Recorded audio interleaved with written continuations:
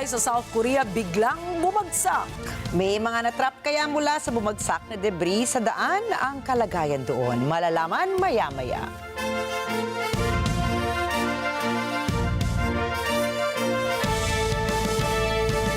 Magandang gabi, ako po si Ricky Mathay. Ako si Nina Richie Lago Flores. Ito ang mata ng Agila International. Para naman sa mga headlines ngayong araw ng Martes. Malacanang natuwa sa exemption ng Pilipinas mula sa foreign aid freeze ng Estados Unidos. Dalawang Pilipino sa Hong Kong arestado dahil sa tangkang pag-withdraw ng 10 bilyong dolyar. Chinese President Xi Jinping at Russian President Vladimir Putin nag-usap sa telepono. European Commission President Ursula von der Leyen sinabing pwedeng sumali ng EU ang Ukraine. At higit sa 1,000 empleyado ng Starbucks mawawalan ng trabaho.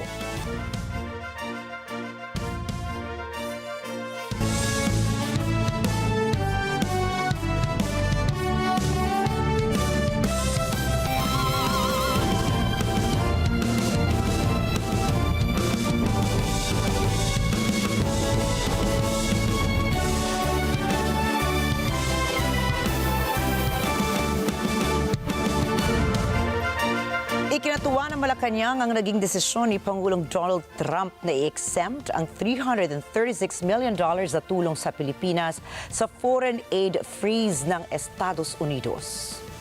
Tinawag naman ni Presidential Communications Office Undersecretary Claire Castro na malaking tulong ito lalo na sa modernization ng Armed Forces of the Philippines o AFP.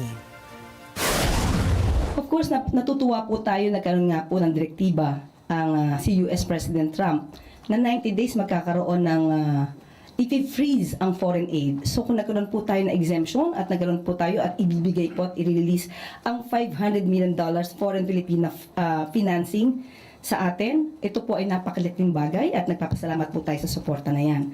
Tandaan po natin. Dagdag ni Castro, ang USAID ay mula pa sa gobyerno ni dating US President Joe Biden at ito'y pinagtibay din sa panahon ni President Trump. Samantala, ayon naman kay Philippine Ambassador to the United States Jose Manuel Romualdez, ang nasabing halaga na $500 million na foreign military financing ng Estados Unidos na inaprubahan ng US Congress noong nakaraang taon sa ilalim ng administrasyong Biden.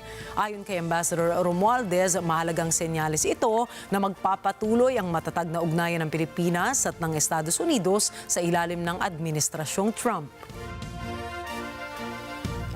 Inaresto ng Hong Kong Police ang 2 Pilipino dahil sa tangkang pag-withdraw ng 10 bilyong dolyar mula sa isang bangko gamit ang mga pekeng dokumento.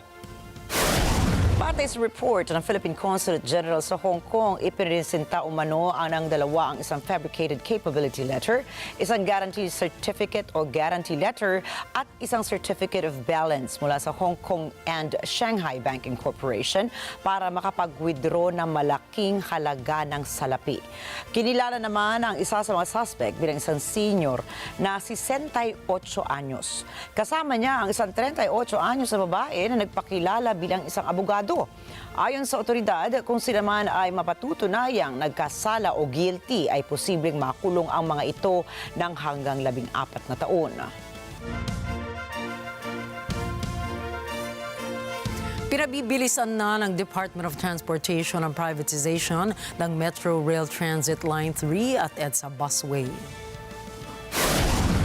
Ayon sa ahensya, mahalaga ang nasabing privatization dahil nais ni Pangulong Ferdinand Marcos Jr. na maging maayos at maganda ang daloy ng transportasyon sa Pilipinas.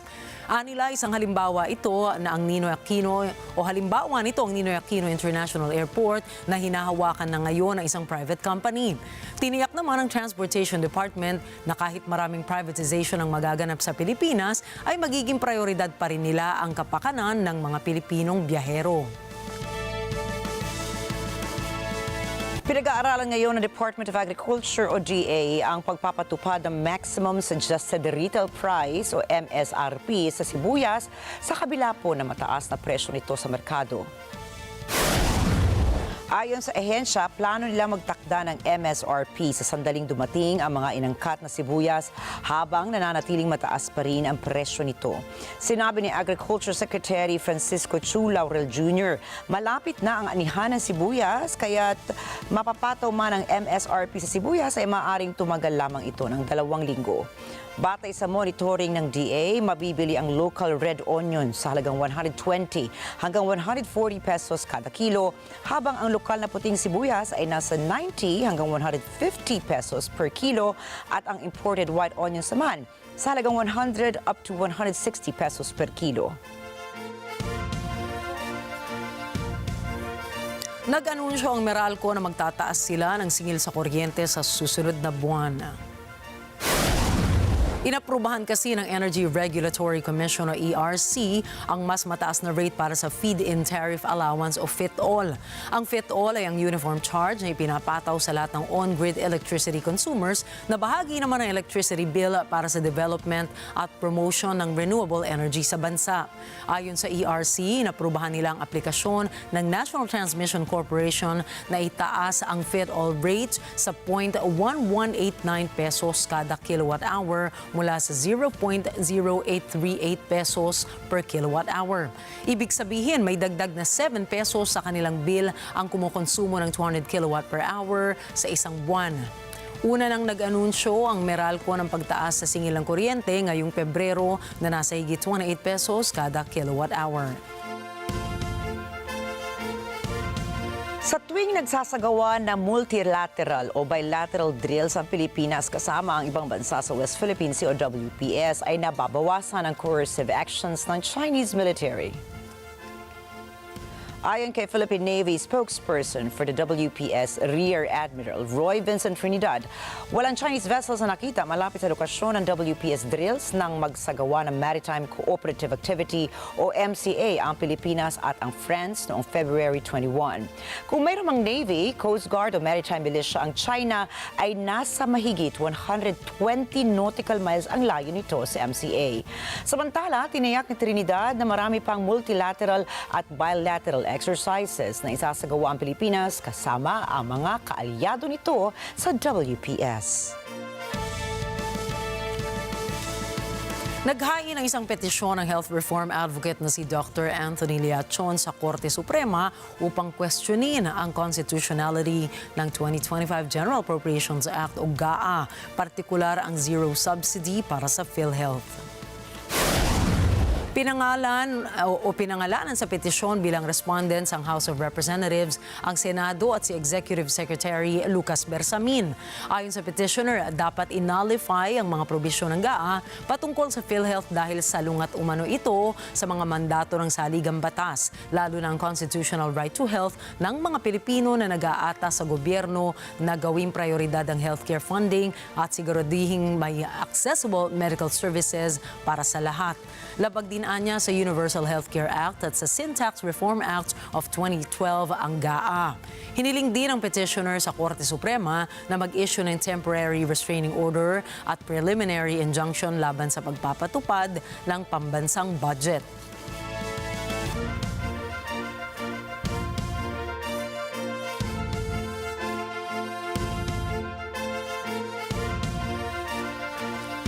Hiniling naman ng Korte Suprema sa Kongreso na maghain ng komento sa petisyon ni Vice President Sara Duterte na kumikwestiyon sa impeachment proceedings laban sa kanya. Bukod po sa House of Representatives ay kailangan din magsumite ng komento ang Senado at maging si House Secretary General Reginald Velasco ng kanilang komento sa loob ng 10 araw mula sa receipt of notice. Sa kanyang petisyon na inihain noong nakarang linggo ay kinwestiyon ni VP Sara ang validity and constitutionality ng impeachment complaint. Dapat anyang i-declare ito na null and void dahil labag umano ito sa 1-year ban na nakasaad sa konstitusyon. Samantala, sinabi rin ni Supreme Court spokesperson Attorney Camille Ting na pinag-aaralan pa ng Korte Suprema kung dapat bang i-consolidate ang petisyon ni Duterte sa isa pang kasong isinampa ng mga abogado sa Mindanao na humihingi naman ng cease and desist order upang pigilan ng Senado na ituloy ang impeachment trial.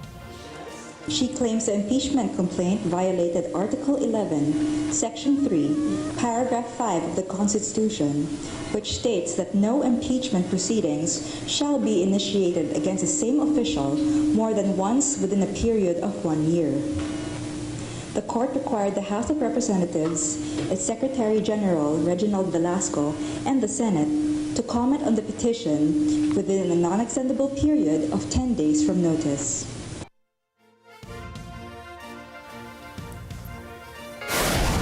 Susunod, Chinese President Xi Jinping ipinagmalaki ang pagkakaibigan nila ni Russian President Vladimir Putin. King Charles nanguna sa humanitarian work sa London. At French President Emmanuel Macron at US President Donald Trump ang nagsagutan sa gitna ng press conference. Yan at iba pang mga balita sa pagbabalik ng Mata ng Agila International.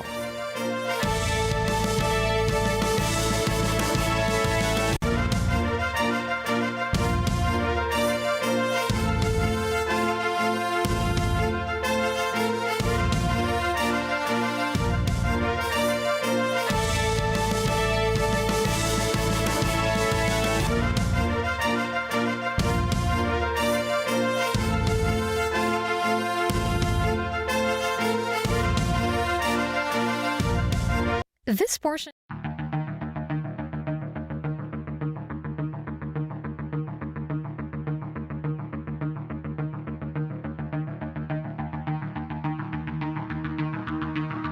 Namin ang iyong pagsisikap. Dama namin ang iyong mga sakripisyo.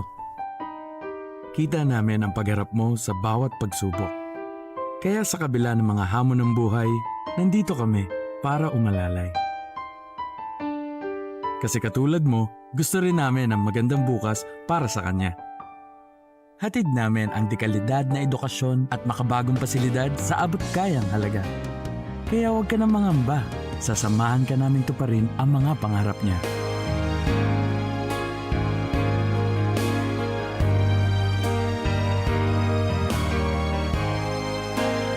Maaasahan mong sulit dito ang mga pinagsikapan mo. Sa aming mga makabagong pasilidad at sistema ng edukasyon. Mailalabas natin ang aking talino at mga kakayahan niya. Kahit sa munting halaga, makakasiguro ka na makakasabay siya sa mabilis na pag-ikot ng mundo. Sa new era, karamay mo kami sa bawat hamon. Kaagapay mo kami sa bawat hakbang. Kasama mo kami sa bawat ngiti at tagumpay.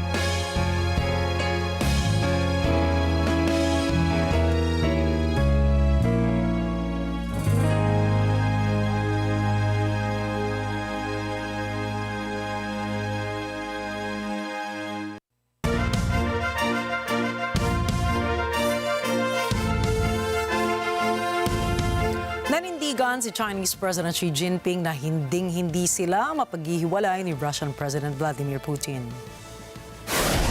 Ito ang naging pahayag ni Xi matapos na tawagan sa telepono si Putin sa una nilang pag-uusap simula noong umanib ang Estados Unidos sa Russia para sa kanyang kagustuhang tapusin ang giyera sa pagitan ng Russia at Ukraine. Isinabay ang nasabing tawag sa ikatlong taong anibersaryo ng sapilitang pagsakop ng Russia sa Ukraine na nangangahulugan na hindi kailanman aatrasan ng Beijing ang alyansa nila ni Putin. Git ni Xi, matibay ang samahan ng China at Russia dahil sa nagbabahagi sila ng mga estratehiya at ito ay pangmatagalan sa kabila ng paglapit ng relasyon ng Washington sa Moscow sa mga nakaraang linggo. Tila pinaringgan pa ni Xi Jinping ang Estados Unidos kung saan sinabi nitong history and reality show that China and Russia are good neighbors that cannot be moved away and true friends who shall weal and woe. Itinuturing naman ng Russia na ang ginawang pagtawag ay isang pagiging pagkakaibigan ng dalawang lider. Nagbitiw sa kanyang pwesto si New Zealand Commerce Minister Andrew Bailey. Ito ay matapos sa pagbuhatan niya ng kamay ang isa nitong staff member. Sinabi nitong labis siyang nagsisisi sa nangyari kung saan nadala lamang siya ng matinding argumento. Bagamat buwaba na sa pwesto ay mananatili pa rin siyang miyembro ng parlamento. Noong Oktubre po ng nakaraang taon ay sumailalim na sa investigasyon si Bailey dahil sa pangutya sa isang magsasaka at pag-inom nito ng alak habang nagsasagawa ng parliamentary session. Kinundi na naman ni New Zealand Prime Minister Christopher Luxon ang naging asal ni Bailey kung saan tinawag niya itong hindi karapat-dapat para sa isang lingkod bayan na pagbuhatan ng kamay ang publiko. Sa kabila ng pagbaba ni Luxon sa pwesto, ay binatikos ni Labour leader Chris Hipkins kung saan sinabi niya sa kabila ng pasasalamat ng buwaba sa pwesto si Bailey ay dapat hindi na pinatigil ni Luxon ang termino ni Bailey sa dami ng kontrobersya. Tiniyak ni Pangulong Volodymyr Zelensky na pinaplantsa ng Ukraine at ng Estados Unidos ang isang economic deal. Ito ay sa gitna ng mga usapan patungkol sa pagwawakas ng labanan sa pagitan ng Kiev at Moscow. Si Mala Simbulan para sa mga detalye. Noong Lunes sa ikatlong taon ng labanan sa pagitan ng Ukraine at Russia, nag-host ng isang pulong ng European leaders ang Kyiv. Sa kanyang mensahe gamit ang video link sa mga leader ng mga bansa ng G7, kabilang din kay US President Donald Trump, sinabi ni Ukrainian President Volodymyr Zelensky na magkasamang tinatrabaho ng Kyiv at Washington ang isang economic deal. And we need to meet as soon as possible to define the terms of peace and security guarantees. Our teams are already working productively with the U.S. on economic agreement, which we hope to sign in Washington. And President Trump, we would really like to hear from you because all our people, all our families are very worried. Will there be support from America? Will America be the leader of the free world? And I want to be very honest with you. For our people, for life in general, it's so important that American support, American assistance remains. And really, I believe we can be just as effective in securing real guarantees for peace. Sinabi rin ni Zelensky na kailangang isama rin sa usapang pangkapayapaan ang Ukraine at ang Europe. At the very start of this war, we have wanted peace, and now more than ever, we believe that real and lasting peace is possible if we stand together, of course. And it's essential that we work together so that when we negotiate with Russia, the strongest defenders of freedom are at the table: America, Europe, and the Ukraine. And Ukraine, this is where a real peace deal can happen. Matapos akusahan ni Trump na isang diktador si Zelensky at napasimuno ng gyera, sinabi ng Kyiv na nasa huling mga hakbang na ito ng pakikipagkasundo sa Washington ukol sa pagbibigay ng access sa yamang mineral ng Ukraine. Nananawagan si Zelensky kay Trump na tumulong makamit ang kapayapaang base sa garantiyang pansiguridad para sa Ukraine. We all know his strengths. And we hope, Mr. President, that it will help make peace through strengths, a reality, a peace based on security guarantees from America, from Europe, and all who can protect military, economic, and political security guarantees. Noong isang linggo, direktang nakipag-usap ang US sa Russia nang hindi isinali ang Ukraine at Europe, isang kabigla-biglang hakbang ng Amerika ukol sa laban ng Kyiv at Moscow. May nasimbulan para sa mata ng Agila International, trusted, connected, on point. Samantala, pwedeng maging miyembro ng European Union ang Ukraine bago matapos ang taong 2030 kung magiging mabilis umano ang pagreforma ng bansang ito. Yan po ang sinabi ni European Commission President Ursula von der Leyen sa isang press conference. Bernhard Gonzaga para sa karagdagang detalye. Noong Lunes, sinabi ni European Commission President Ursula von der Leyen na posibleng makasali ang Ukraine sa European Union bago ang 2030 kung dire-diretso ang reforma ng bansa. But again, I really appreciate the political will that is there. I would even say Ukraine, merits-based process, if they continue at that speed and at that quality, perhaps they could be earlier than 2030. So thank you very much for giving the impulse. and let's work hard on all sides really to keep the momentum up. Samantala, dagdag ni UE Council President Antonio Costa na sakaling mapaanib na nga ang Ukraine sa Union, ito ang pinakamahalagang garantiyang panseguridad para sa kinabukasan ng KYIV. Ukraine accession to the European Union will be the most important security guarantee for the future of Ukraine. And we have already decided that this new institutional cycle will be the institutional cycle of enlargement to Ukraine, to Moldova, to Western Balkans, and we don't know with Georgia. Ipinahayag ni Ukrainian President Volodymyr Zelensky ang kanyang pag-asa na matapos na ang giyera sa lalong madaling panahon. Aniya malaking bagay sa seguridad ng kanyang bansa kung mapaanib na ang Ukraine sa UE.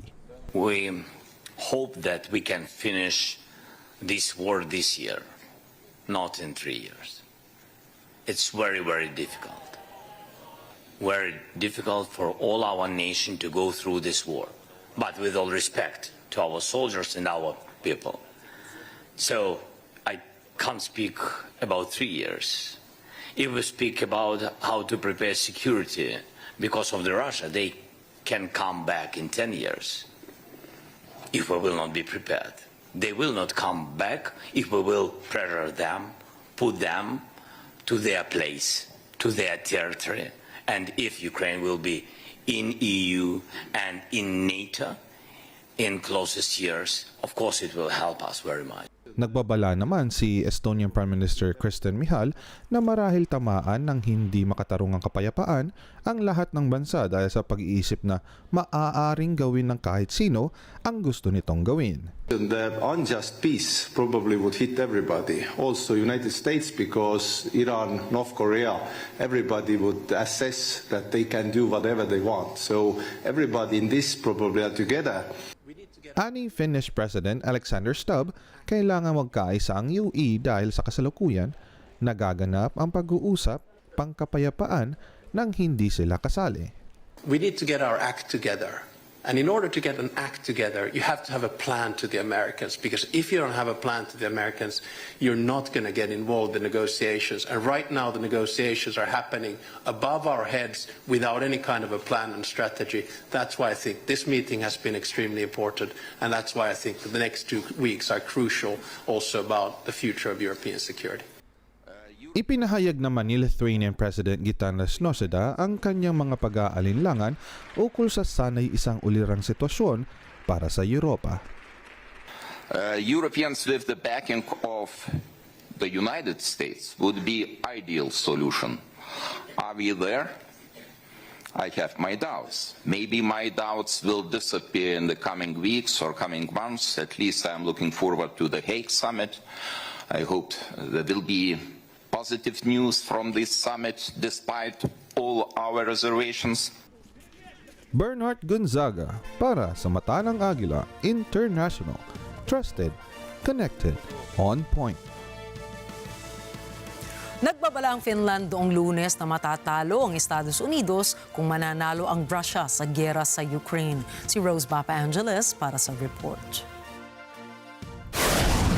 Sa gitna ng pag-aalinlangan sa Europe ukol sa intensyon ni Pangulong Donald Trump, nagbabala si Finnish President Alexander Stubb na ikatatalo ng Estados Unidos sakaling magtagumpay ang Russia sa laban nito sa Ukraine. If there's an iota or an inkling of understanding that Putin wins this peace, then the United States will have lost.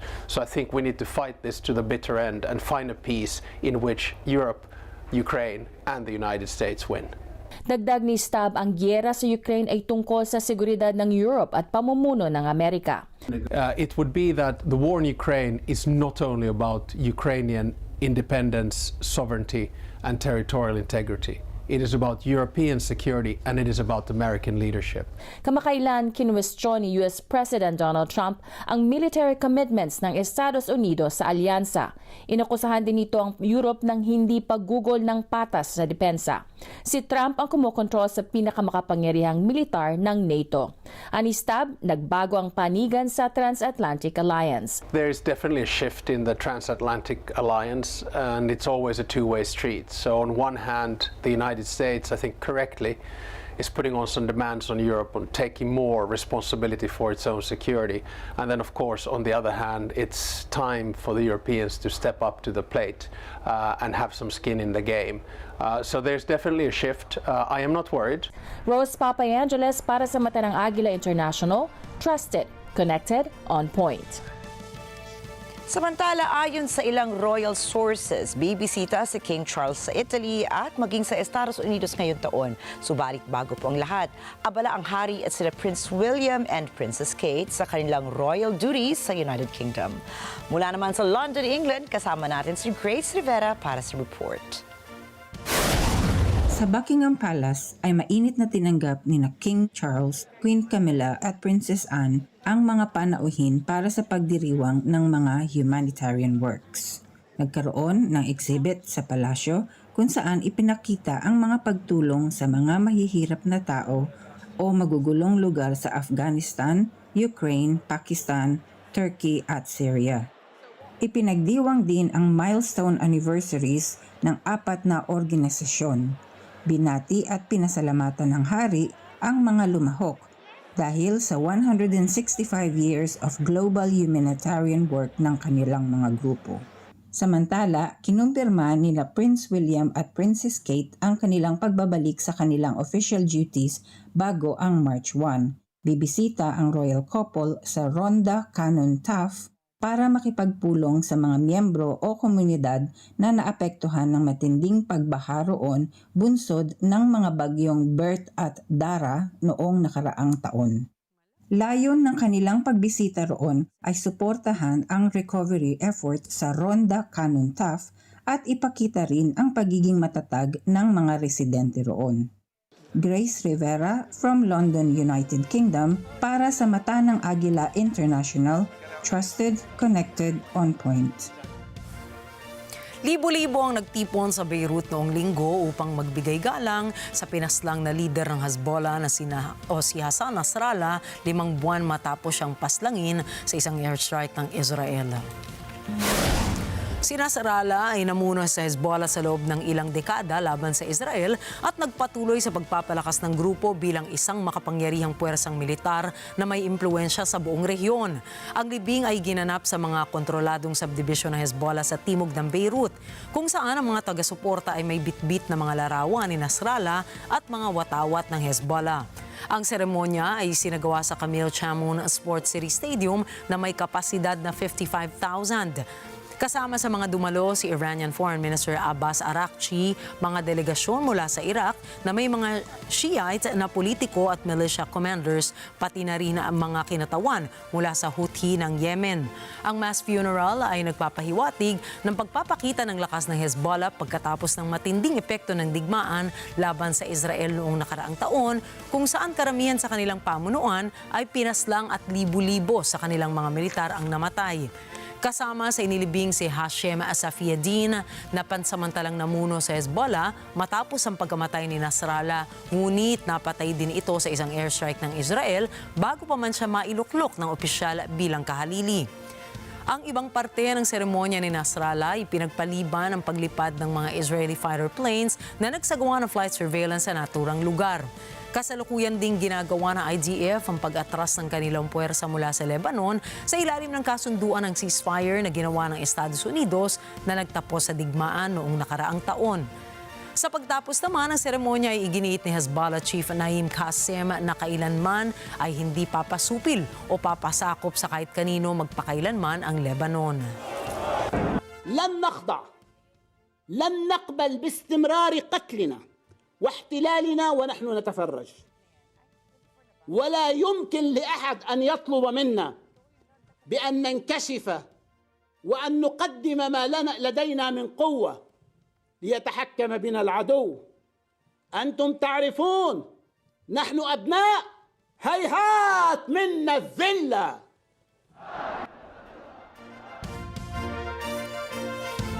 Nanawagan ang opisyal ng Hamas sa mga peace deal mediators na pilitin ng Israel na sumunod na sa kasunduan.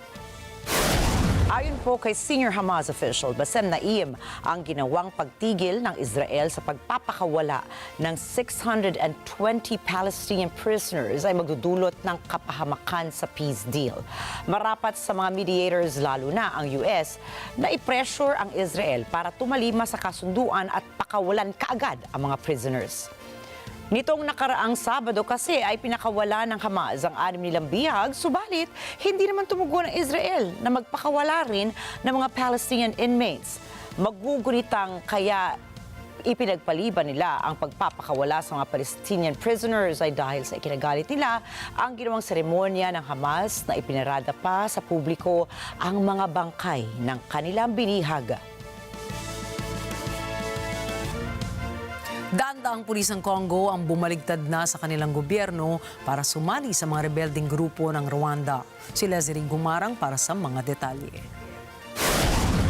Grupo-grupong opisyal ng Congolese Police ang nagtipon sa okupadong Bukavu City noong Sabado, kumakanta at pumapalakpak upang markahan ang kanilang pagsasanay sa ilalim ng Rwanda-backed rebels na tila planong magtagal sa Bukavu upang mamuno roon.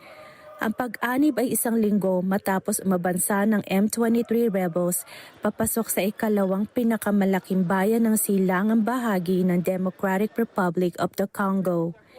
Niyanig ito ng nakawan at kaguluhan ng umatras sa laban ang puwersang Congolese. Dahil sa pag-okupa ng M23 sa ilang bayan ng Eastern Congo at pagkuha nito ng yamang mineral ng bansa, pinangangambahan na nagbabadyang mas malawak na labanan. Ipinag-utos rin ng UN Security Council na tigilan na ng M23 ang panggugulo at umatras na mula sa DRC. Sa Bukavu, walang hudyat na diringgin ng M23 ang UN. Nakasuot na ng bagong mga uniforme ang dating Congolese police. Sinabihan ng mga ito na magsasanay muna at pagbalik ay susuporta na sa M23. May 1,800 kapulisan ang sumurrender na para sa nakatakdang retraining sa ilalim ng M23. Ayon sa tagapagsalita ng AFC Rebel Alliance na si Lawrence Kanyuka, sinasabing may 500 pa ang susunod sa mga ito. Kabilang sa alyansang ito ang M23. Hindi tumugon ang pamahalaan ng Congo ukol sa pangyayari. Leslie Gumarang para sa mata ng Agila International, Trusted, Connected, On Point. Noong Biyernes, pinauwi pabalik ng Venezuela ang mga migranteng dumaong sa isang isla sa Panama. Sakay na mga bangka pauwi na bigo po ang mga ito dahil sa mga bagong tuntuning pang-imigrasyon ng Estados Unidos. Jonah Malyari po para sa balitang yan. Dahil sa paghihigpit ng Estados Unidos sa mga migranteng papasok sa bansa, bumuelta mula Panama ang mga bangkang galing sa Venezuela, lula ng mga nagnanaisa ng humanap ng mas maginhawang buhay. Para sa islang mga migrante, mas nanaisin nilang bumalik na lang kaysa manatili sa Panama na hindi naman nila bayan. Yo soy de Venezuela, soy venezolano. Y pues obviamente tengo que llegar a mi tierra y pues ahí ver qué es lo que tengo que hacer de ahora en adelante. Y en realidad sí, voy porque allá es mi casa y pues allá donde tengo que llegar, porque nada voy a hacer en Panamá, en Costa Rica, en Nicaragua, en ninguno de esos países porque no soy oriundo de allí. Ang mga migranteng ito ay maglalakbay mula sa Panama patungong Lamiel Port na malapit sa Colombian border. Mula doon, bibiyahe sila pauwi ng Venezuela. At dahil wala namang diplomatic relations ang Panama at Venezuela, hindi maaaring sumailalim ang Venezuelan sa isang repatriation program. Bahala rin sila pabalik sa kanilang bansa kung nais nila. Sumasakay ang mga migrante sa mga bangka upang makaiwas sa Darien region sa pagitan ng Colombia at Panama na sinasabing mapanganib para sa mga tumatawid dahil sa mga aktibidad ng kriminal na nananamantala sa kahinaan ng mga naglalakbay. Jonna Malari, mata ng Agila International, Trusted, Connected, On Point. Simply reject it. Ito ang mariing utos ni Raul Mulino, presidente ng Panama, sa kanyang foreign minister. Kung sakali anyang makipag-usap ang US Southern Command tungkol sa umunoy impluwensya ng China sa Panama Canal. Sinabi ni President Molino na hindi niya nais na pag-usapan ang mga kasinungalingan tungkol sa issue ng pagkontrol umano ng China sa nasabing kanal. Bumisita sa White House si French President Emmanuel Macron kung saan personal na nakapulong nito si US President Donald Trump.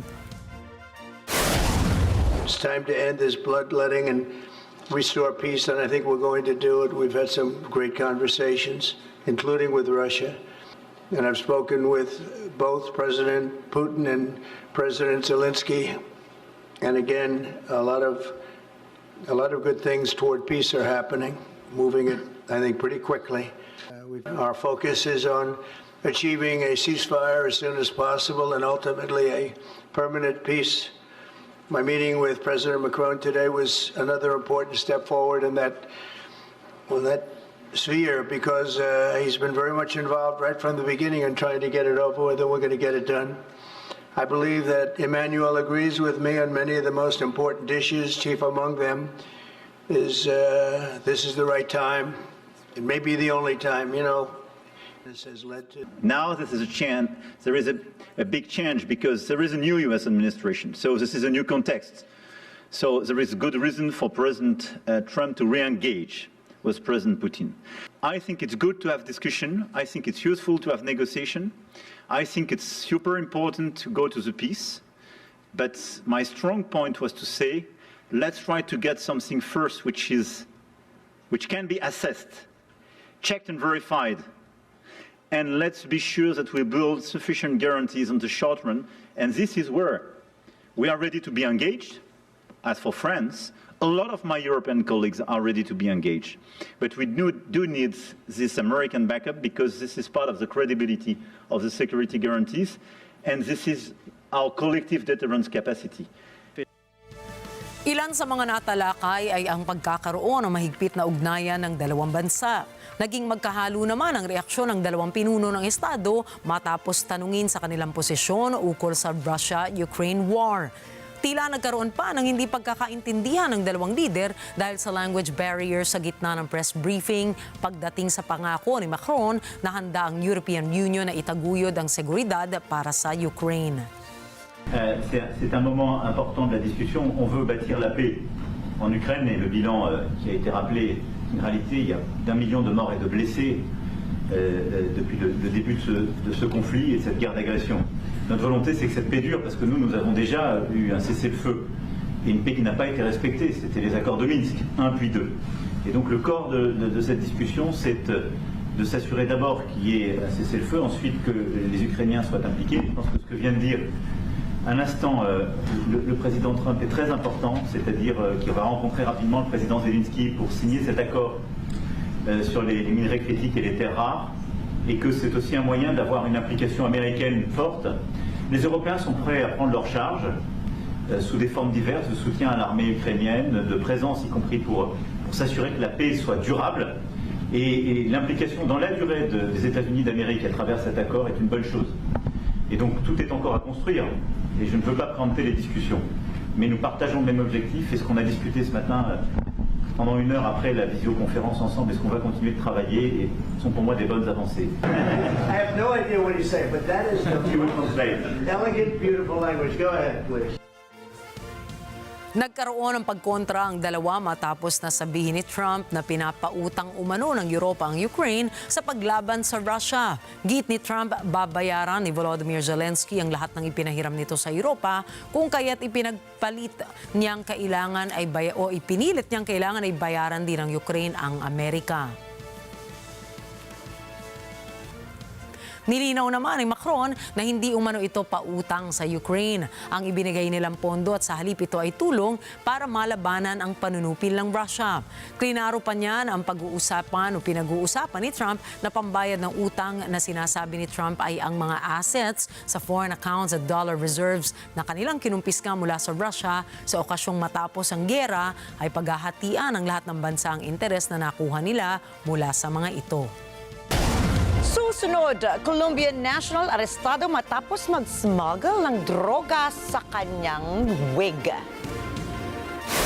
Starbucks nagsagawa ng restructuring plan, mahigit 1,000 empleyado sibak.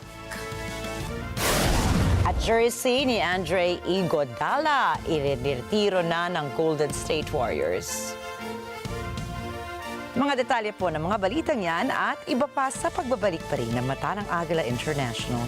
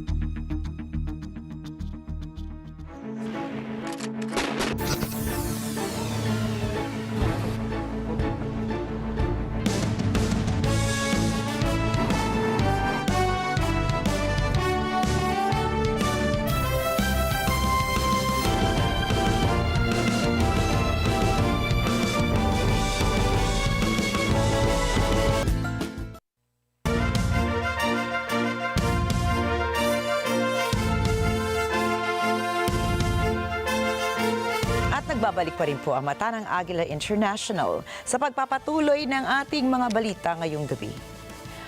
4 na construction workers patay habang 6 na iba pang sugatan sa gumuhong highway bridge sa isang construction site sa Ancheong, Gyeonggi sa South Korea. Ayon sa fire authorities, 5 concrete beams na nakatayo sa 52-meter high na haligi ang bumagsak kaninang 9:49 ng umaga. Nasa 10 trabahador sa construction site ang natrap dahil sa nahulog na debris mula sa gumuhong highway. Kaagad namang rumesponde ang higit 200 personnel kasama ang mga special rescue experts at chemical special para sa operasyon. Bandang 2:21 p.m. naman nang natagpuan ng mga rescuers ang huling biktima na wala ng buhay. Nagsimula na ng hiwalay na investigasyon ang Gyeonggi Nambu Police Agency para alamin ang sanhi ng pagguho ng highway. Humingi naman ng paumanhin ang Hyundai Engineering na siyang nangunguna sa pagpapatayo ng nasabing proyekto. Anila, makikipagtulungan sila sa mga otoridad para matapos na mapayapa ang investigasyon sa nasabing trahedya. Isang transport vessel naman ang bumangga sa isang port structure sa Brazil. Ayon sa lokal na ulat, nasira ang nagsisilbing tulay patungo sa waterfront. Dahil sa impact ng pagbangga, barko ay humiwalay ang tulay mula sa waterfront. Iniimbestigahan na ng mga otoridad kung bakit dumiretso ang barko sa daungan. Pansamantala namang isinara ang nasabing daungan para kumpunihin ito.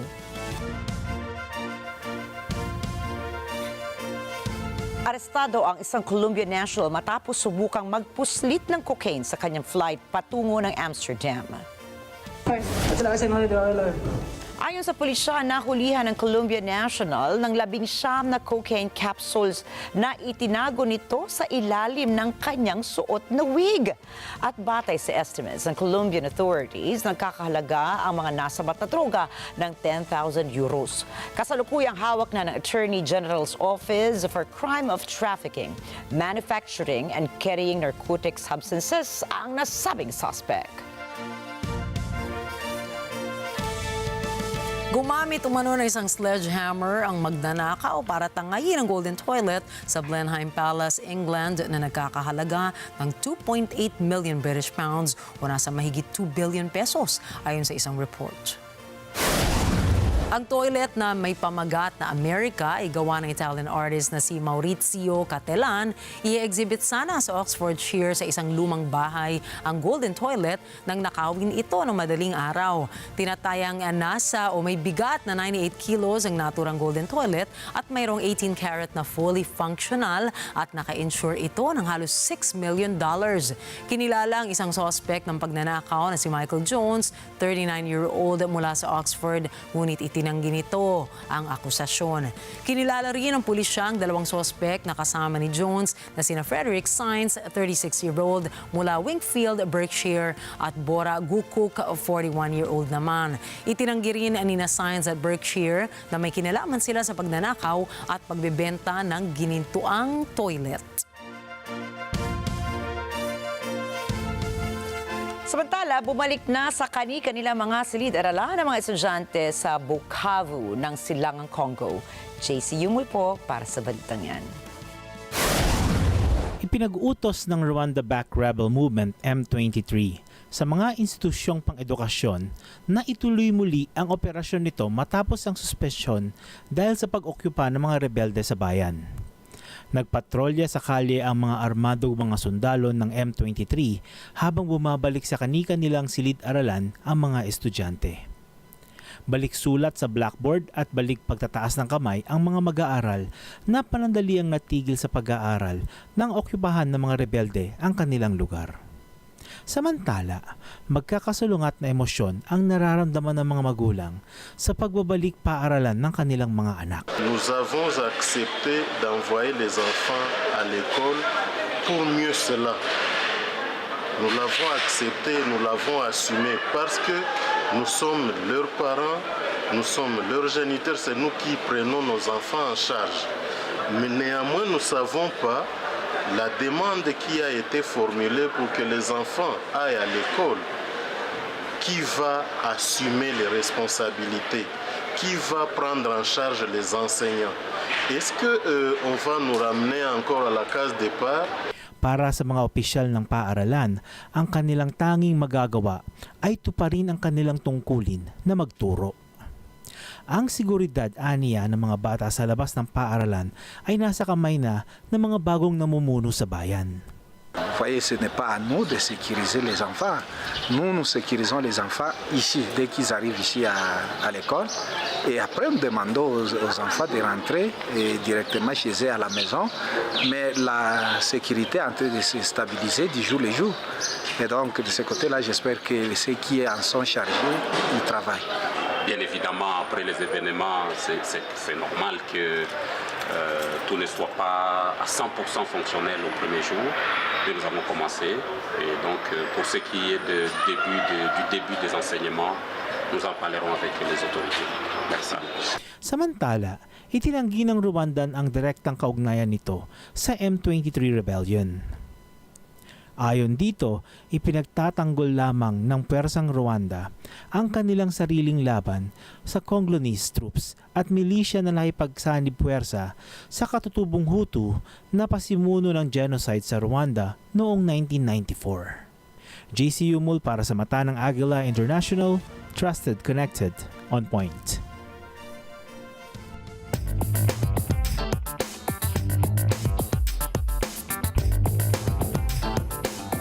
Mahigit 1,000 katao ang mawawala ng trabaho dahil sa restructuring plan na gagawin ng Starbucks. Alamin natin ang mga detalye mula kay Leo Velasco. Noong Lunes, sinabi ng Starbucks na tatanggalin nito ang 1,100 corporate roles bilang pag-ayon sa tulak ng CEO nitong si Brian Nico na bawiin ang nawalang kita ng coffee chain. Sa isang liham, sinabi ni Nico sa mga empleyado ng kapihan na pinasisimple nito ang struktura ng kumpanya at nag-aalis ng patong-patong at doble-dobling teams. Gayon din anyang magbuo ng mas maliliit, mas maliliksing grupo. Layunin ng tulak na ito ang mapatakbo ng mas episyente ang kumpanya at dagdagan ang pananagutan o accountability nito. Naging CEO si Nicole noong 2024 nang mawala ang 40% shares ng kumpanya mula sa 2021 high nito dahil sa paghina ng demand sa US at China. Dahil dito, pinesto ni Nicole ang planong back to Starbucks na nakapokus sa pagsimplipika ng negosyo gamit ang pagsibak ng mga trabaho kasabay ng pagpapaganda ng customer experience sa US stores nito. Mula nang pumesto si Nicole 6 na buwan na ang nakakaraan, bumawi ang shares ng Starbucks ng higit sa 22%. Batay sa isang report noong 2024, ang Starbucks ay may 211,000 employees sa US at nasa 150,000 naman internationally. Sinabi rin ng kumpanya na aalisin nito ang ilang hindi masyadong kilalang inumin, kabilang ang ilang frappuccino blended beverages at ang white hot chocolate bilang bahagi ng pagsimplipika ng menu nito. Lee Velasco para sa mata ng Agila International. Trusted, connected, on point.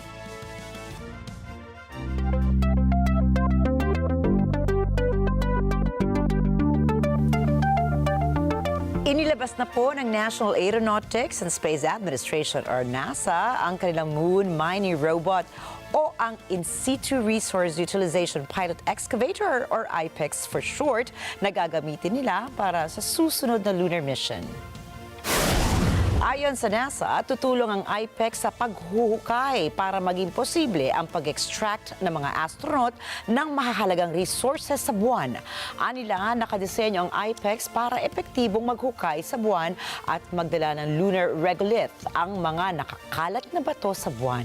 Gumagamit po ang IPEX ng novel design katulad ng rotating hollow cylinders na may scoops na kung tawagin ng NASA ay bucket drums na gagamitin naman sa pagmiminang ng regoliths. Layon kasi ng NASA na pag-aralan ang regolith at alamin kung ano ang mga essential resources sa buwan katulad ng hydrogen, oxygen at pati na rin ang tubig. Either side of the excavator, turn and dig in opposite directions.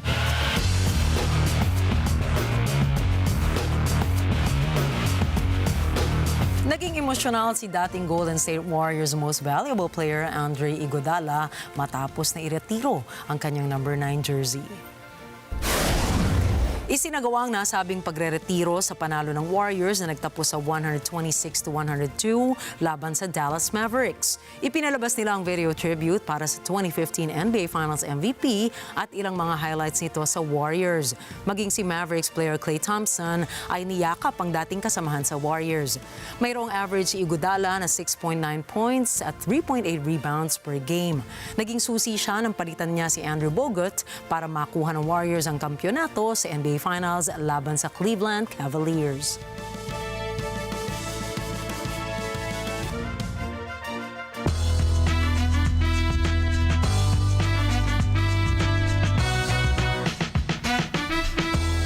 At dumepensa po ang American singer na si John Legend sa pagsasagawa nito ng isang concert sa Rwanda. Umani kasi ito ng batikos dahil ang Rwanda ay siyang sangkot sa pakikipaglaban sa katabing bayan na Democratic Republic of Congo.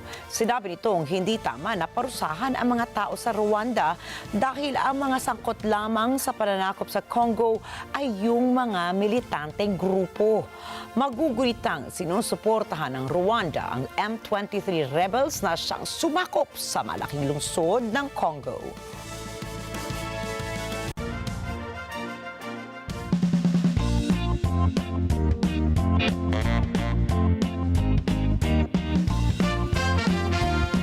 Para ibsan ang kalungkutan ng mga elderly sa China, ay kanilang dinala ang isang kakaibang aso na nagngangalang Xiaoqi. Si Xiaoqi ay hindi basta-basta isang aso, kundi siya ay isang robotic dog. Ayon sa Golden Autumn Elderly Care Home sa Xihu District sa Hangzhou, China, kanilang dinala si Xiaoqi bilang tulong na rin sa mga senior residents sa kanilang pasilidad.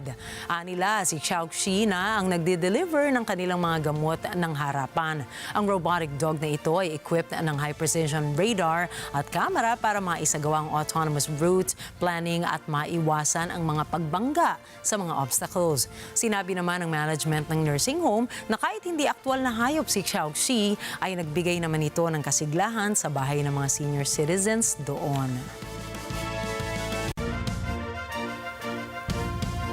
At sa lutuing Pilipino ay sahog ang kalabasa sa mga lutong ulam na gulay dahil sa sustansyang taglay naman talaga ito.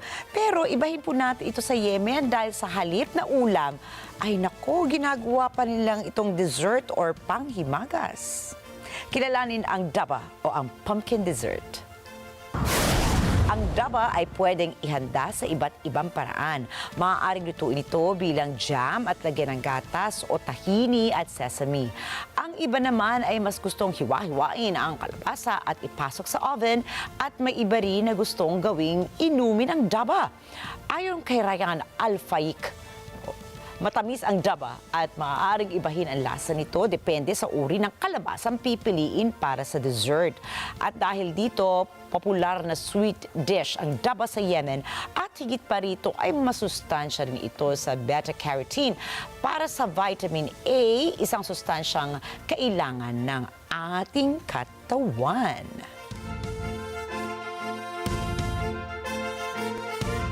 Ayun o, mukhang masarap siya. Daba.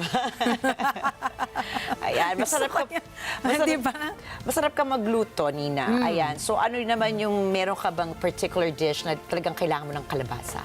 Oo naman, like pinakbet, alam mo yan, bilang meron kang pagka-Ilocana, tsaka yung bulang lang na tinatawag. Ano yung bulang May pagka-bulang, gusto mo yung, ano yung bulang yan? Bulang lang, ano yung bulang lang? Parang bulaklak ng yung bulang lang, para rin siyang pinakbet Tagalog, pero may gata. Tagalog. Na may konting bagoong. Ay, ang sarap! So, ginatang kalabasa?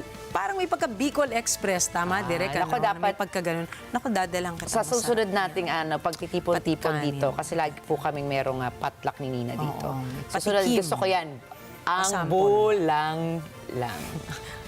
Careful not to mispronounce Yes, it. Buyang. Baka ibang daling ko bulaklak ng kalabasa. Ay, masarap din yung bulaklak. Di ba? Pwede rin yun. Na nakabuyang niya. Ako man gusto ko yung soup. Pumpkin Ayun, soup. sarap din niya. Pumpkin soup. At parang saka, sosyal. At akala ko naman, masyadong kakaiba naman. Alam mo ba, dito lang, meron na rin tayo mga pumpkin na mga desserts. Mga ganyan, na may pagka... Oo, tsaka pumpkin pie, di ba? Sarap-sarap. Correct. Totoo din naman. Yan. Pero ang galing sa kanila kasi it's used more for desserts And rather than for daw. dishes. Oo, talaga naman. So I guess kanya-kanya. Bago tayo tuluyang magutom, ito turn over naman natin sila sa ating napakagandang kasamahan. At tandaan po narito kami para maghatid ng balita saan mang dako ng mundo. Gandang gabi po. Ako po, Malis Ricky Matay. Ako si Nina Richie Alago Flores, itong Mata ng Agila International. At para naman po sa iba pang mga balitang nanggaling din sa iba't ibang panig ng mundo, punta naman tayo kay Alma Angeles para sa Mata ng Agila World News. Take it away, Alma.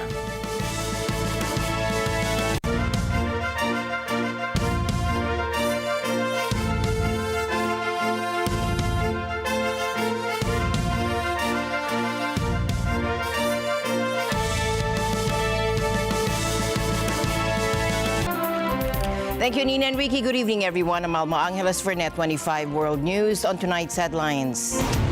In today's top story, an optimistic President Macron arrived at the White House, making him the first European leader to visit Washington since President Trump's re-election. His mission, to seek a consensus on ending the war in Ukraine. Europe is loaning the money to Ukraine. They get their money back. No, in fact, to be frank, we paid 60% of the total effort. And the news starts now.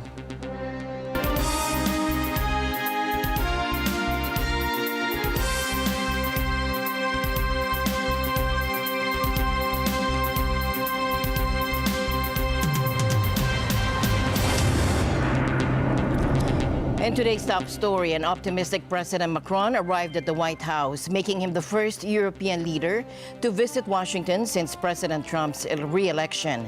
His mission, to seek a consensus on ending the war in Ukraine and to stabilize the strained transatlantic relationship.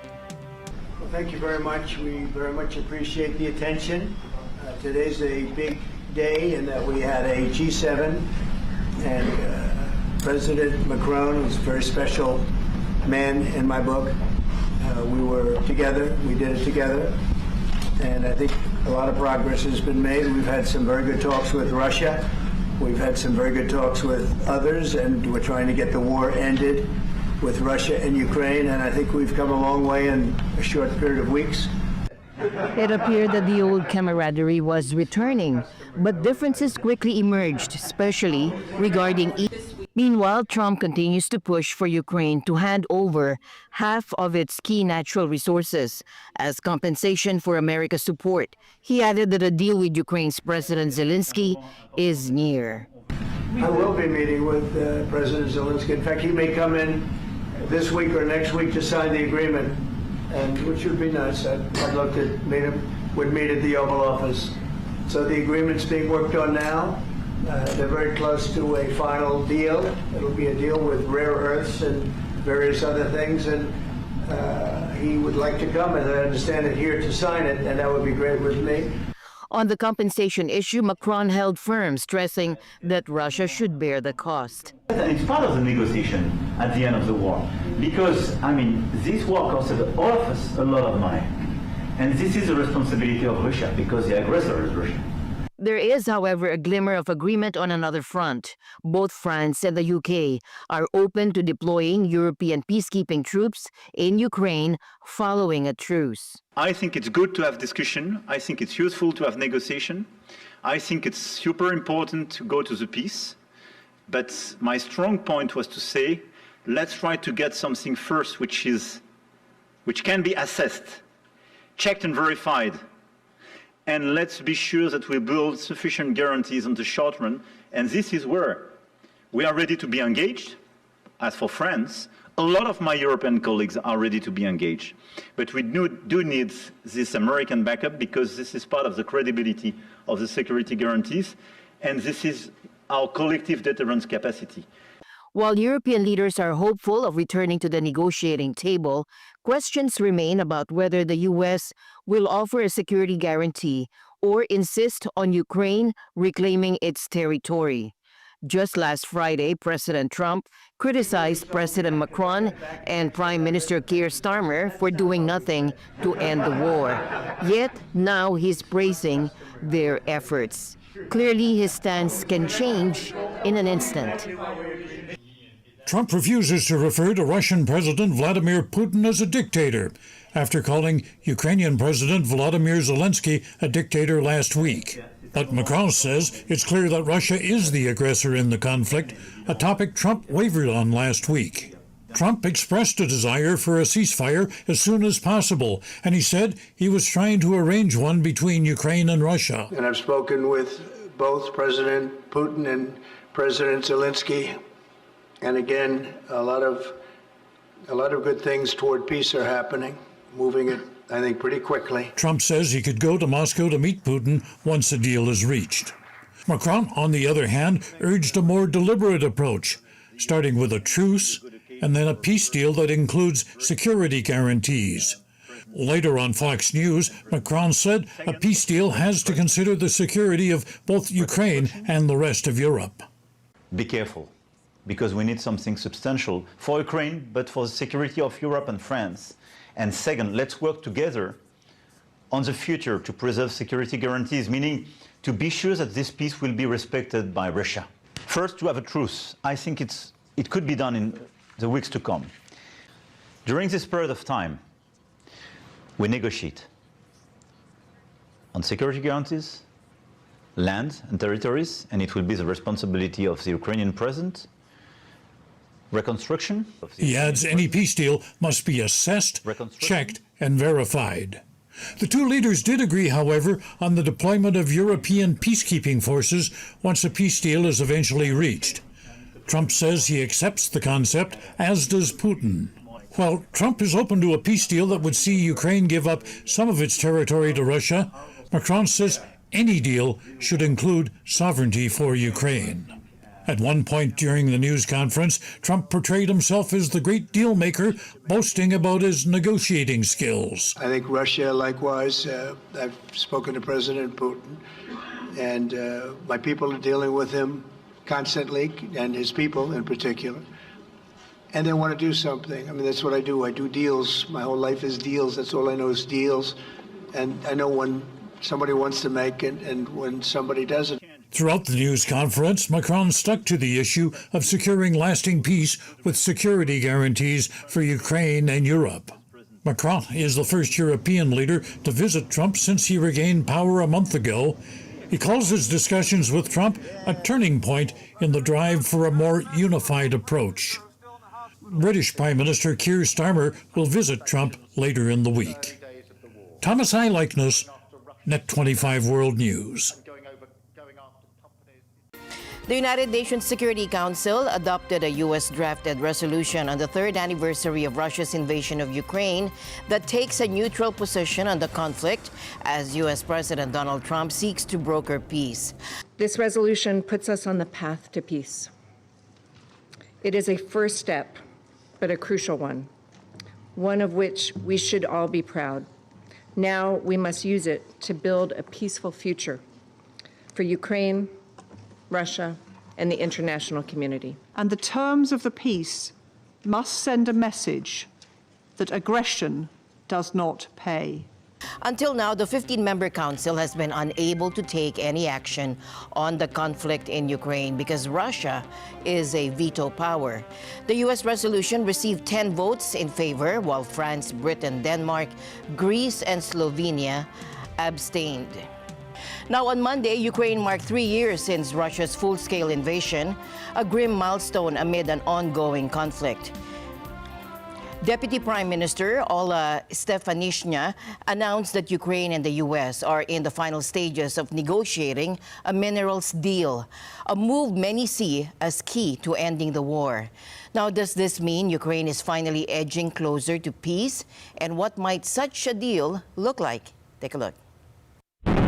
As Russia's war in Ukraine entered its fourth year on Monday, the Kremlin said it welcomed what it called a new U.S. approach to dialogue with Moscow. U.S. President Donald Trump has flipped the switch on Western efforts to isolate Moscow following the war, as he and his officials engage with their Russian counterparts over plans to end it. Ukraine has said it's committed to a diplomatic resolution to the war. But with Kyiv and Europe shut out of those talks, Washington seems inclined to grant Russia a number of concessions that may be hard for Ukraine to swallow. U.S. Defense Secretary Pete Hegseth has told NATO allies it was unrealistic for Ukraine to join the military alliance if it wants to settle with Russia. Moscow has demanded NATO scrap its 2008 promise to one day give Kyiv membership.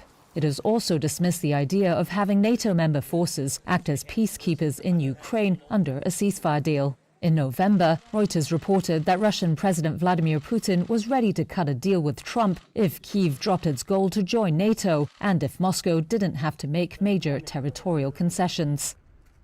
How much land Russia can keep is a critical issue moving forward.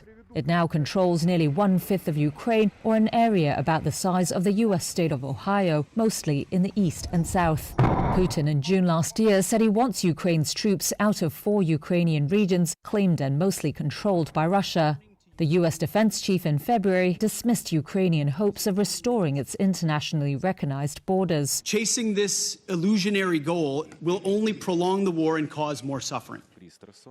For any deal to happen, Ukrainian President Volodymyr Zelensky says Kyiv needs security guarantees to prevent any future Russian attack. But the Trump administration has made clear it will send no troops.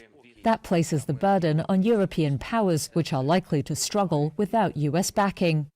Britain and France are firming up ideas with allies for military guarantees for Ukraine, according to Western officials. The two leaders will seek to persuade Trump to provide U.S. assurances after any ceasefire deal. It's time to take responsibility for our security, our continent.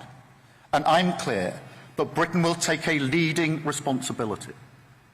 We have to be ready to play our role if a force is required in Ukraine once a peace agreement is reached. Ukraine does have one thing to offer the U.S., its mineral wealth, including lithium, which is key to making electric vehicle batteries.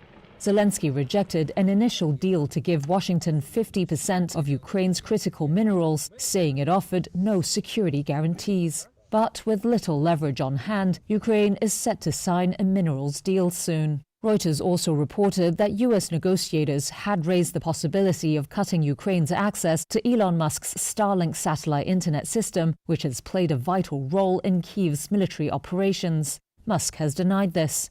On Monday, Zelensky's deputy posted on X saying Ukrainian and US teams are in the final stages of negotiations regarding the minerals agreement, adding that Ukraine hopes to sign the deal in Washington with officials there, quote, to showcase our commitment for decades to come. Our teams are already working productively with the U.S. on economic agreement, which we hope to sign in Washington. And President Trump, we would really like to hear from you, because all our people, all our families are very worried. Will there be support from America? Will America be the leader of the free world? And I want to be very honest with you. For our people, for life in general, it's so important that American support, American assistance remains. And really, I believe we can be just as effective in securing real guarantees for peace.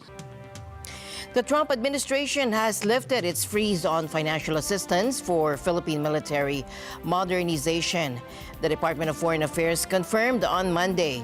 Now, DFA spokesperson Teresita Daza said the Philippine government was informed of the exemption, which includes $336 million to modernize the country's security forces.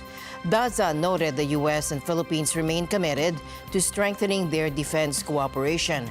Furthermore, while the Biden administration had pledged $500 million for the modernization of the armed forces and Coast Guard, the Trump administration has authorized $5.3 billion in previously frozen aid.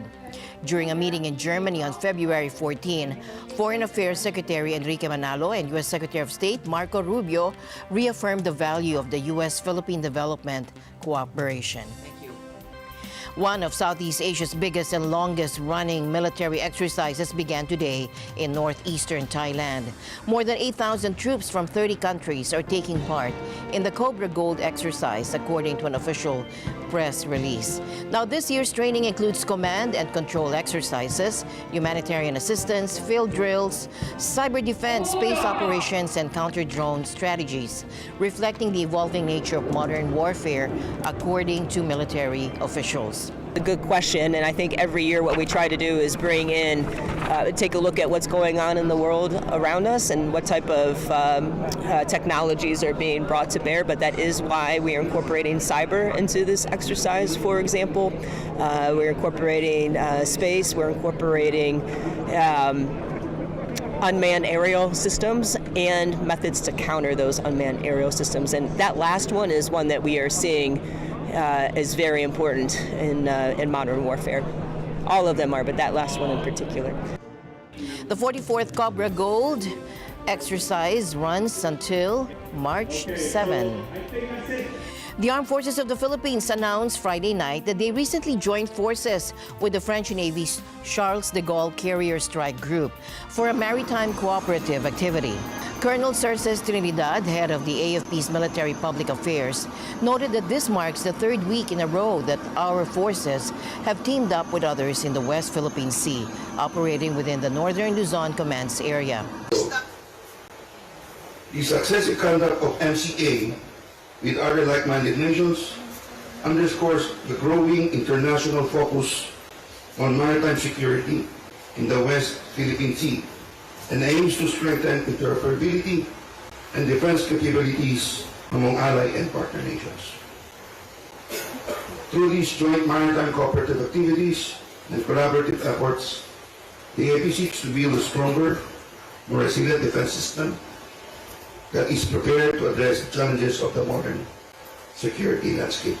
For the exercise, the AFP deployed a robust lineup of assets, including the missile frigate BRP Jose Rizal, the offshore patrol vessel BRP Gregorio del Pilar, an AC-90 patrol aircraft, two FA-50 or 50PH light jet fighters, and several search and rescue units from the Philippine Air Force. On the French side, their team featured the powerful aircraft carrier Charles de Gaulle, the Aquitaine-class frigate Province, the supply vessel Jacques Chevalier, the Horizon-class air defense destroyer Forbin, and another Aquitaine-class frigate, the Alsace.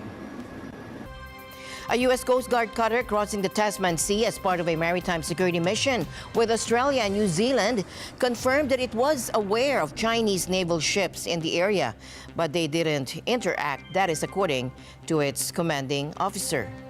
Yes, we were aware of their presence. That did not affect our operations. No, we follow international norms, regulations for preventing collisions at sea, and we had no encounters, but we would expect the Chinese Navy to do the same. Of course, yeah, the Coast Guard supports a very peaceful and prosperous Indo-Pacific, and it's very important to demonstrate compliance with international laws and norms, and that's what we try to do every day out here. Earlier last week, Chinese naval forces conducted live-fire exercises on Friday and Saturday in international waters between Australia and New Zealand, which Australian officials called unprecedented.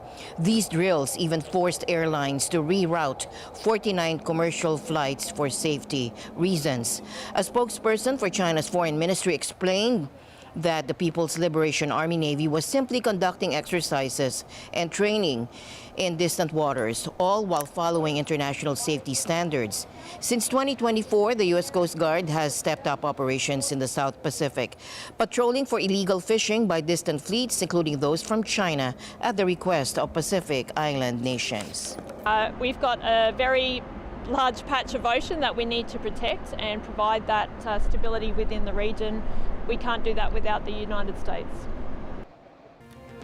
Taiwan's Coast Guard said they had detained a China-linked cargo ship today on suspicion of Beijing's gray zone warfare against the island after an undersea cable to the Penghu Islands in the sensitive Taiwan Strait was disconnected. The Coast Guard said it dispatched 3 vessels to detain the Chinese-crewed Hongtai 58, registered in the Togolese Republic, which dropped anchor near the sea cable when it was disconnected off Taiwan's southwestern shores. All 8 crew members are Chinese nationals, and they don't rule out the possibility of Chinese activities of gray zone harassment. The Coast Guard said in a statement, adding further investigation is needed to determine if this is sabotage or accident. Taiwan, which China claims as its own territory, has repeatedly complained about gray zone Chinese activities around the island designed to pressure it without direct confrontation, such as balloon overflights and sand dredging. Taipei was particularly alarmed after a Chinese-linked ship was suspected of damaging a cable earlier this year, prompting agencies, including the Navy, to step up efforts to protect undersea communication cables, which are vital to the island's communications with the rest of the world. Now let's turn our attention to Indonesia, where the economic policies are once again stirring debate. Take a look. After last year's controversial iPhone ban imposed because Apple wasn't boosting local investments, President Subianto has now launched Indonesia's second sovereign wealth fund called the NARA, or Indonesia's Future Power. Managing Indonesia's wealth and assets with very careful financial discipline and responsible governance. In our first 100 days, my administration secured over $20 billion in savings, funds that were once trapped in inefficiency, corruption, misallocation, that will now be channeled into 20 high-impact national projects, creating real long-term benefits for our people. This fund will manage around $900 billion in assets, set to invest in key sectors like mineral processing, renewables, and food production to drive national development. President Subianto envisions a golden Indonesia, aiming to boost economic growth from 5% to 8% and transform the country into a developed nation by 2045. But not everyone is cheering. Recently, hundreds of students hit the streets in major cities, protesting against strict budget cuts and other policies, including reductions in free education and social programs. These austerity measures, cutting everything from office lighting and air conditioning after 4 p.m. to slashing the Public Works Ministry's budget by 80% are designed to save $19 billion. The savings are meant to fund ambitious projects like a free meals program targeting 82 million people daily. The first demand is to get rid of the president's order on budget efficiency. Second, we refuse a national strategic project that doesn't orient for the people. Third is to evaluate the free meals program. Fourth, we refuse the energy and minerals law. Fifth, we demand free education.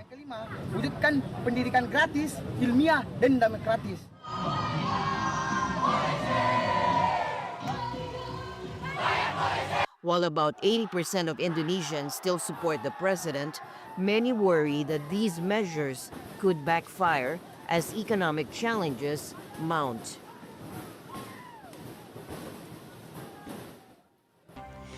Thousands of foreign nationals freed from online scam operating centers in Myanmar are stuck in limbo on the border with Thailand after a multinational crackdown on the compounds run by criminal gangs. 3 sources told Reuters on Monday.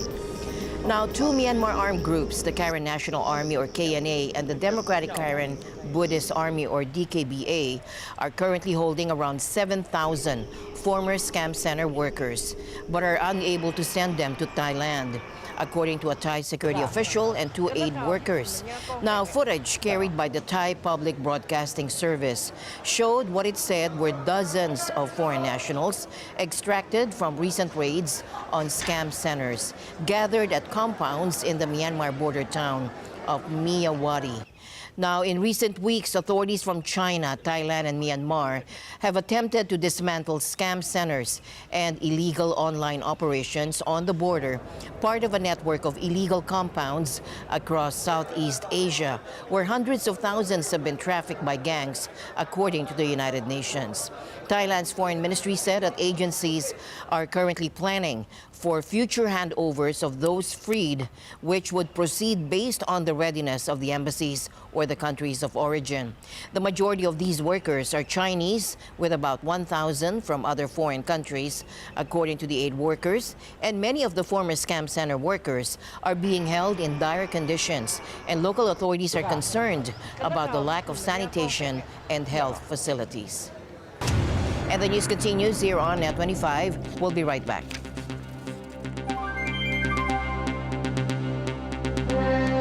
Dahil walang hinto ang balita. Financial straits. Mata ng Agila Weekend tuwing Sabado, alas 4 ng hapon. Ito ang NET25. Matatag, matapag, matapak. Let's net together sa NET25.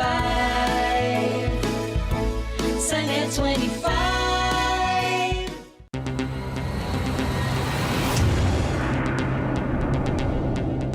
Now, billionaire Elon Musk's push to cut government jobs is hitting a snag, but not from his usual political opponents. It's coming from inside President Trump's own team. Musk's recent order for federal employees to justify their work sparked a fierce backlash, with several agency heads, including newly appointed FBI Director Kash Patel, telling their staff to hold off on responding. Now, Musk's efforts to streamline spending have clearly struck a nerve. One official put it this way. And people need to understand that. It's not just eliminating government workers and saying, oh, let's trim the fat and get rid of people. But what really does that look like for a country, for a nation? So we need to think twice when we start just looking at targets, government employees as targets. We're people that are really saving the lives of people every day. I just don't think that right now we're getting good quality work output because of all the chaos and confusion and the stress that this is causing. Employees, management, everybody. It's just too much. Not everyone is on board, though. Trump's National Health Secretary Robert Kennedy Jr. has instructed his team to follow Musk's directive, calling it legitimate, and Ed Martin, head of the U.S. Attorney's Office in Washington, cheered Musk's efforts. Amid the uproar, Musk downplayed the criticism on X, stating that an email with some bullet points that make any sense at all is acceptable. Yet the resistance points to growing concerns over Musk's unchecked authority. Meanwhile, President Trump doubled down on Musk's role. I thought it was great because we have people that don't show up to work and nobody even knows that they work for the government. So by asking the question, tell us what you did this week, what he's doing is saying, are you actually working? And then if you don't answer, like you're sort of semi-fired or you're fired, because a lot of people are not answering because they don't even exist. They're trying to, that's how badly various parts of our government were run by, and especially by this last group. For now, federal workers remain caught in the middle as the battle over government downsizing is just getting started. Apple announced that it plans to invest $500 billion in the U.S. over the next 4 years. And that includes building a huge AI server factory in Texas and creating 20,000 R&D jobs, plus spending on local suppliers and Apple TV Plus content. While the company didn't break down how much of this is new spending, the announcement follows reports that CEO Tim Cook met with President Trump. With potential 10% tariffs on its China-assembled products, some see this move as a political gesture. Notably, Apple made a similar pledge in 2018, and Trump even thanked the company on Truth Social, calling it a sign of confidence in his administration.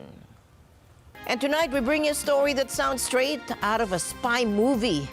A Colombian national caught trying to smuggle cocaine by hiding 19 capsules under his toupee as he boarded a flight from Cartagena to Amsterdam. Philip Toledo has more. Police say the suspect never made it out of the country. They say they captured him last week as he tried to board a flight from Cartagena, Colombia to Amsterdam. According to the commander of the Cartagena Metropolitan Police, Brigadier General Galver Yesid Peña Araque, authorities made the bust after a profiling procedure. The man went through a scanner and police conducted a body search. They found about 220 grams of cocaine hidden under a hairpiece. Through profiling, they found an individual who intended to board a flight from Cartagena to Amsterdam. This individual is profiled by one of our experts and subjected to the procedure. There, through the scanner and a body search, the wig was found, which contained more than 220 grams of cocaine that he intended to take to this country, Amsterdam, and with this, criminal profits got hit. The shipment has an approximate price of more than 10,000 euros in European territory. Un precio aproximado de más de 10,000 euros en territorio europeo. The suspect has been handed over to the Attorney General's office and charged with trafficking, manufacture, and possession of narcotic substances. Philip Toledo for NET25 World News. And with that, we end tonight's broadcast. For everyone here on NET25, I'm Alma Angeles. Thank you for joining us. Good night.